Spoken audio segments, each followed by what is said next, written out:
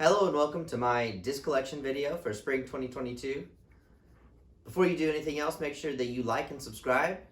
At the beginning of 2020, I started playing disc golf and taking it seriously. I went from 7 discs to 132 by the end of that year.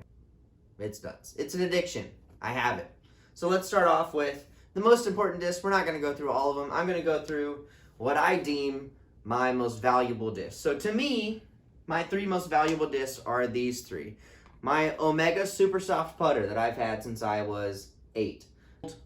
I don't throw it anymore. It's a keepsake. Here is my PFN Innova AVR putter, which I also don't throw anymore. It's a keepsake. Here is my PFN, which means pre-flight number, Champion Spider, which is also from probably early to mid 2000s. Some of those might be worth some money someday. Alright, I want to do first off my Discmania stack. My Discmania stack. Starting with a Metal Flake MD4 out of somebody's mystery box. I bought it from one of the Discmania pages on Facebook.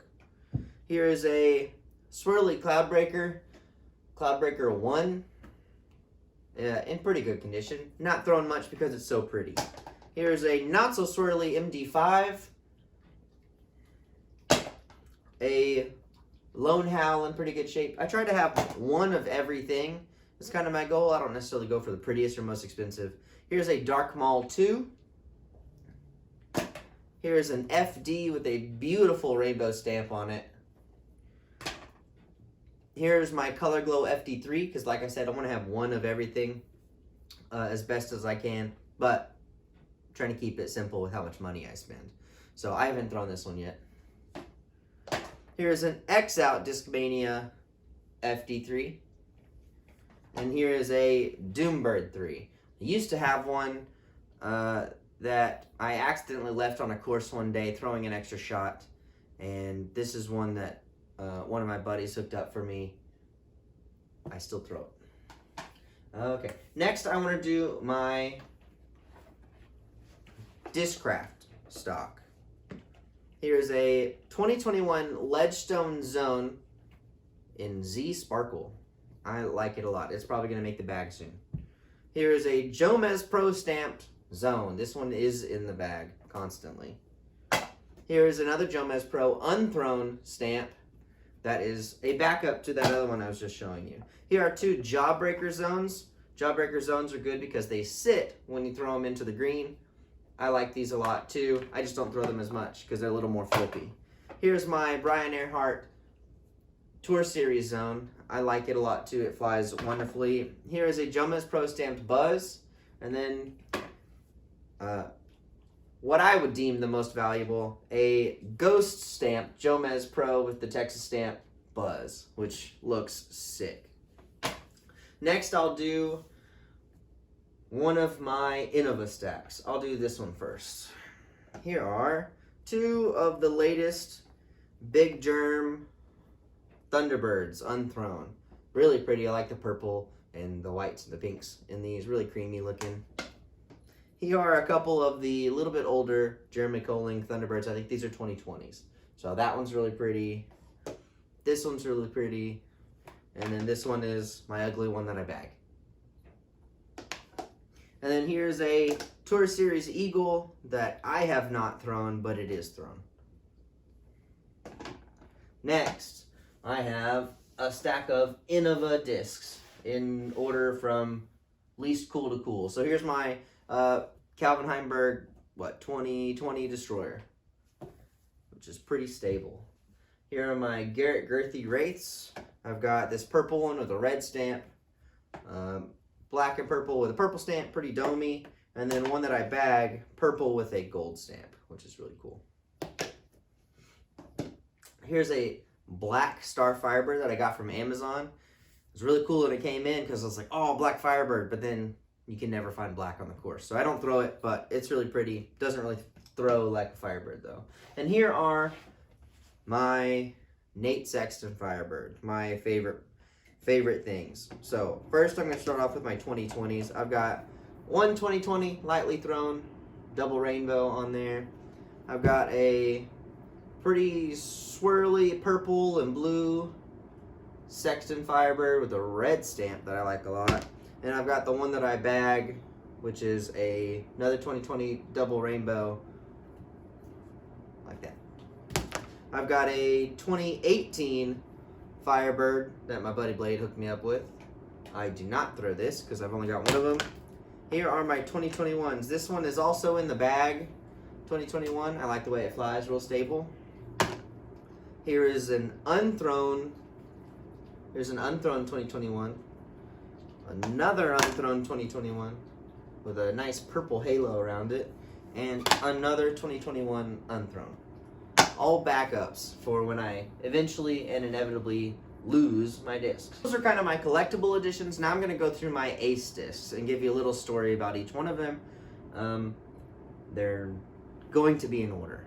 Okay, now these are in order. Let's go through my aces. I only have 8 aces, so you've got enough time to watch them if you want to.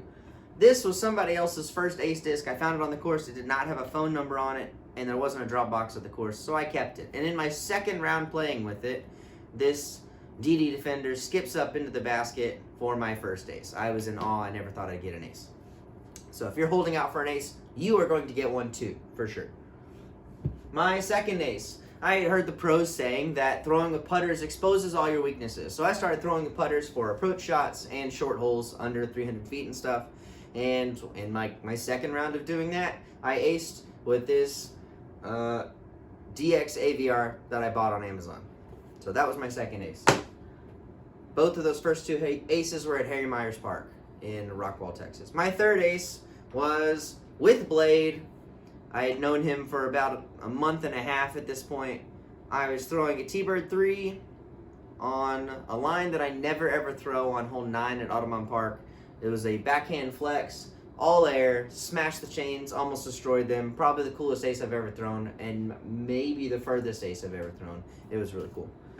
Number 4, the one that everyone has seen. This is the one that was on Simon Lazotte's Ace Runs with Paul Macbeth video. I had just started throwing this disc, and it was kind of on its second round when I aced with it. I don't throw ace discs again, but you can see it in the video. It skips up into the basket, and then I scream really loud. 10. Did you not hear that? That's money. Do it. Oh! Let's go! And annoy everybody. Here's my next ace disc, which is a Buzz. I threw it on Blade's bachelor party trip in Lake Claiborne. Whitetail number 12 from Shorts. Really cool ace. Didn't think it happened. I was pretty confused. Here's my Star Firebird. This is my first forehand ace. I threw it with this Star Firebird, which stank because then I had to take this wonderful disc out of the bag. Here's another one I got. This one, funny / tragic story. I signed up for a flex start and I had $65 cash. I was signing, I had $55 cash. And I was signing myself and Blade up for the flex start. And I was like, I never ace. I don't need to put any ace money on myself and join the ace pot. So I put my $5 extra that I had on Blade to be in the ace, but not myself. Sure enough, on the 4th hole, I aced at Bill Allen, and I missed out on $700 because I did. So always sign up for the ace pot for yourself. You never know when you're going to ace. This is also my highest rated round that I played in a tournament or anything. I think it was 1034 rated.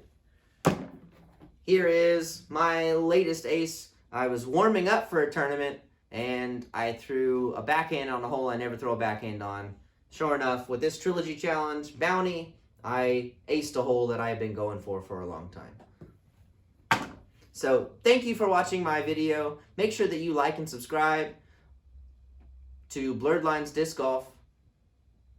That's it. I've been Spencer. You've been amazing. Have a good day.